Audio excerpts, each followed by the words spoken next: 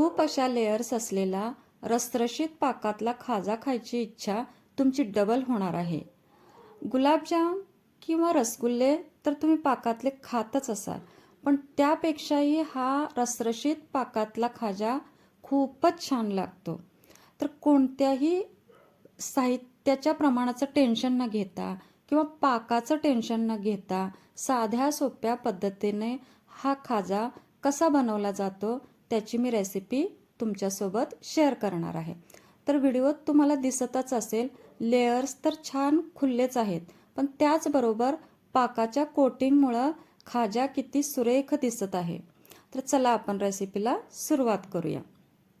तर इथं घेतलाय मी अर्धा किलो मैदा, वनस्पती तूप घेतले 100 ग्रॅम आणि पाव चमचा चवीपुरतं मीठ. पाकासाठी घेतलंय मी साखर अर्धा किलो, फ्लेवर्ससाठी घेतलंय 1 चमचाभर वेलची पावडर व इथं घेतले मी केशरच्या 4-5 काड्या आणि अर्ध लिंबू घेतले, त्यातलं मी 2 थेंबच वापरणार आहे. त्यानंतर साठ्यासाठी घेतलंय 50 ग्रॅम वनस्पती तूप व 30 ग्रॅम कॉर्नफ्लोअर. तुम्ही इथं मैदा किंवा तांदळाची पिठी घेऊ शकता. तर सर्वात आधी खाज्यासाठीची आपण कणिक मळून घेत आहोत. तर परातीत मी अर्धा किलो इथं मैदा ओतून घेत आहे. तर या मैद्यात आपण आता पाव चमचा मीठ घालून घेतलंय. त्यानंतर आपण घालणार आहोत 100 ग्रॅम वनस्पती तूप. ते हलक्या हाताने आपण ह्या मैद्यावर ओतून घ्यायचं आहे व हलक्या हातानेच ते एकसारखं आपण त्याच्यात मिक्स करून घेणार आहे. हे मिक्स करून झालं की आपण हळूवार थोडं थोडं पाणी घालून ही कणिक आता मळायला सुरुवात करायची आहे. भसकीन एकदम पाणी घालायचं नाही आहे, लागल तसं थोडं थोडं पाणी घालून ही कणिक घट्टसर अशी मळून घ्यायची आहे. लक्षात असू दे, ही कणिक आपल्याला थोडीशी घट्टसरच मळायची आहे. थोडं थोडं लागेल तसं पाणी घेत घेत आपली इथं कणिक मळून होत आहे.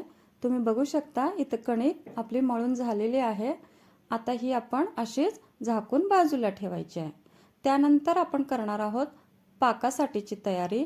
तर इथं कढईत मी अर्धा किलो साखर घेतले आणि त्याच्यात आता 2 छोटी फुलपात्र पाणी घालतोय. पाणी आपल्याला साखर बुडेल एवढंच घालायचं आहे आणि एकसारखं आपण ते चमच्याने मध्ये मध्ये ढवळत राहायचं आहे, कारण की साखर विरघळायला आपल्याला मदत होणार आहे त्यामुळं. तर ही साखर विरघळायला फार तर 5 मिनटं लागतात. तर 5 मिनटं आपण ही साखर मध्ये मध्ये ढवळत राहायची आहे. 5 मिनटानंतर तुम्ही बघू शकता आपली साखर इथं विरघळलेली आहे. तर आपल्याला एक तरी पाक करायचा आहे, म्हणून आपण इथं चेक करतोय. तर अजून आपला पाक एकतारी झालेला नाही आहे, कारण आपल्याला इथं अंगठ्याच्या बोटावर तार दिसत नाही. त्यामुळं अजून 1 मिनटं आपण थांबणार आहोत.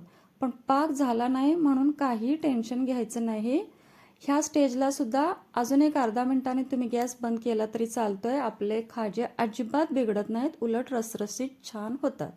तर इथं पुन्हा एकदा मी अर्ध्या मिनिटाने चेक करून दाखवते तुम्हाला. तर इथं अंगठ्यावर माझ्या एक तार दिसते, बघू शकता तुम्ही. तर पाक इथं झालेला आहे. तर आपण आता गॅस बंद करायचा आहे आणि त्यामध्ये केसरच्या 4-5 काड्या व फ्लेवरसाठी वेलची पूड करून घेतलेली तीही मी इथं घालून घेतले. आता हे सगळं आपण चमच्याने एकसारखं मिक्स करून झाकून बाजूला ठेवायचं आहे आणि आपण आपल्या खाज्याला लेयर्स यावेत म्हणून साठ्यासाठीची तयारी करणार आहोत. तर साठ्यासाठी मी इथं वनस्पती तूप घेतलंय 50 ग्रॅम. वनस्पती तुपापेक्षा कमी आपल्याला कॉर्नफ्लोअर घ्यायचं आहे किंवा तुम्ही तांदळाची पिठी, मैदा काहीही घेऊ शकता. वनस्पती तूप आपल्याला थोडंसं जास्त घ्यायचं आहे, कारण त्यामुळं आपल्याला पेस्ट अशी सॉफ्ट स्मूदी व्हायला मदत होते. ही पेस्ट बघा तुम्ही आता इथं व्यवस्थित मिक्स करून झालेली आहे. अशा प्रकारे पेस्ट तुम्ही व्यवस्थित फेटून घ्या, म्हणजे आपल्याला पोळ्यांना लावताना ती सोपी पडेल. तर इथं आपण खाज्यासाठीची मळून घेतलेले कणकेचे मी छोटे छोटे 12 गोळे करून घेतलेले आहेत. प्रत्येकी 4 लेयर्स आपण बनवणार आहोत. तर प्रत्येकी 4 पोळ्या आपण लाटणार आहोत इथं. तर मी इथं छोट्या गोळ्याच्या आता इथं मोठ्या अशा पोळ्या लाटत आहे. तुम्ही बघू शकता अशा पातळ एकसारख्या मोठ्या पोळ्या लाटून घ्या.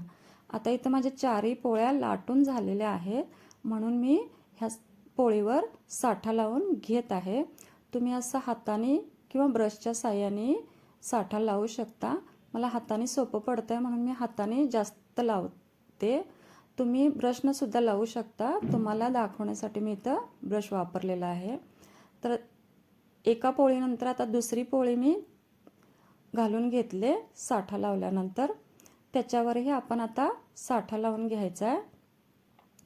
आणि साठा लावताना आपण हाताने साठा लावतो तेव्हाच आपण मध्ये आधे बबल वगैरे असतील, एअर बबल, तर ते काढून घ्यायचे.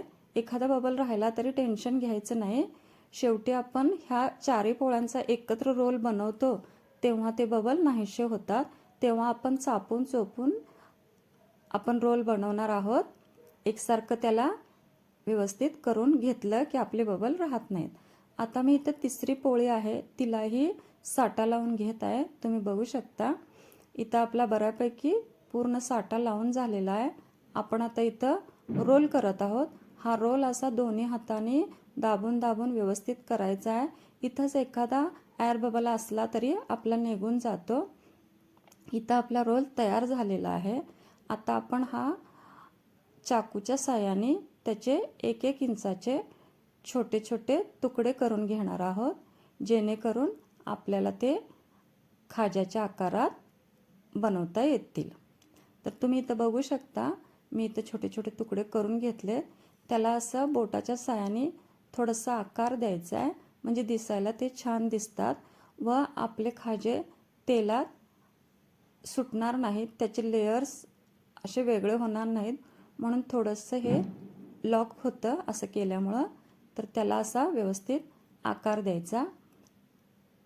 इथं बघा आपले सगळे खाजे आकार देऊन झालेले आहेत. आता आपण त्यांना तळण्यासाठी घ्यायचे आहेत. इथं सगळे खाजे मी करून घेतलेले आहेत. आपण तळण्यासाठी घेऊयात. तर इथं मी कढईत तेल घेतलं आहे. इथं तेल छान गरम झालं की गॅसची फ्लेम आपल्याला स्लोच ठेवायची आहे. इथं कढईत बसतील तेवढे खाजे मी घालून घेतले. सुरुवातीचे 2 मिनटं आपण खाज्यांना अजिबात हलवायचं नाही. 2 मिनटानंतर आपण ते पलटी करून घ्यायचे आहेत आणि दुसऱ्या बाजूने 2 मिनटं आपण त्यांना तळून घ्यायचं आहे. तर टोटल 4 ते 5 मिनटं आपले खाजे तळण्यासाठी वेळ लागणार आहे आपल्याला. मंद गॅसवरच आपल्याला हे खाजे तळायचे आहेत. खरपूस असा बदामी रंग आला की आपण खाजे आपले तेलातून निथळून बाहेर काढायचे आहेत आणि असे हे गरमागरमच आपल्याला पाकात सोडायचे आहेत. पाकात सोडल्यानंतर आपल्याला ते चमच्याने व्यवस्थित पाकात बुडतील असं करून घ्यायचं आहे. त्यानंतर आपण इथं दुसरी बॅच तळून घेतोय. ही दुसरी बॅच तळतोय तोपर्यंत आपले पहिली बॅच तळलेले खाजे तसेच पाकात मुरण्यासाठी ठेवून द्यायचे आहेत. इथं बघा दुसरी बॅचही माझी तळून झालेली आहे. आता पहिली बॅच काढून आपण दुसरी बॅच ह्या पाकात घालून घेतली. तेही असं चमच्याने मध्ये मध्ये आपल्याला वेळ असते तेव्हा अलटीपलटी करून घ्यायचे, म्हणजे पाक छान ह्या खाज्यात व्यवस्थित मुरतो. तर तुम्हाला रसरशीत खाजे हवे असतील तर तुम्ही जास्त वेळ हे पाकात ठेवायचं, नाहीतर 1-5 मिनिटांनी आपण एक खाजे काढून घेऊ शकतो. इथं 4-5 बॅचेसमध्ये थोडे थोडे करून मी पूर्ण सगळे खाजे तळून व पाकात मुरवून घेतलेले आहेत. तुम्ही बघू शकता. जास्तीचा पाक नको असेल तर तुम्ही असं एखाद्या चाळणीत पाकातले सगळे खाजे काढून घेऊ शकता. म्हणजे हे झाले ड्राय खाजे, म्हणजे अगदी प्रॉपर गोडव्याचे.